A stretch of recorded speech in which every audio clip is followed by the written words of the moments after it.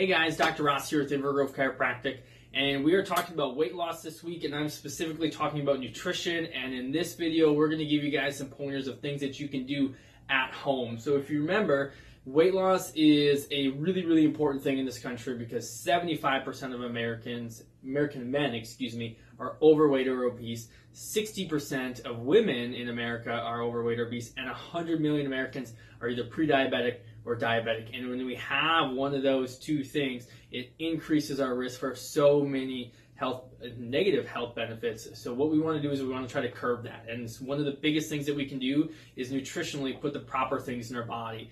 So things that we can do at home in general: no more fast food. Easy one. It's not confusing.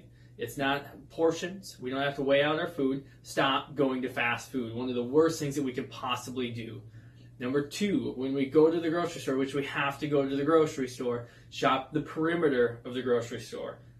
Because when we're shopping the perimeter, we have things called refrigerators and freezers. And the reason that we have those is because the food that's in them, they go bad. They have an expiration date. Their expiration date isn't 10 years out. That's what happens in the middle of the stores. So the stuff that's in the middle, for those things to be able to last that long, lots of chemicals and stuff that are additives that are put into that food to make them be able to last. So we want to shop the outside of the grocery stores.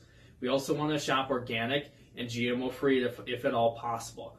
When it comes to organic, a lot of people are like, well, it's super expensive, and it definitely is more expensive, but we're getting rid of all the chemicals in that food, so we're not putting those into our body, because everything that we eat, that's what our body is going to be made of, and it's going to have some sort of effect on our body. So when it comes to finances with that, one of the biggest things, there's a Dirty Dozen list, and you just got to Google it. So it'll give you a list of the top 12 things that if you're going to go organic, especially when we're talking produce, and it'll give you the list of the ones that are most heavily sprayed with the pesticides, and then it'll give you the list that have very few on there. So if you need to pick and choose, you're able to do that. And there's a really easy list. Dr. Google has a lot of good things when it comes to that. So one of the top two things, we need to stop going to fast food.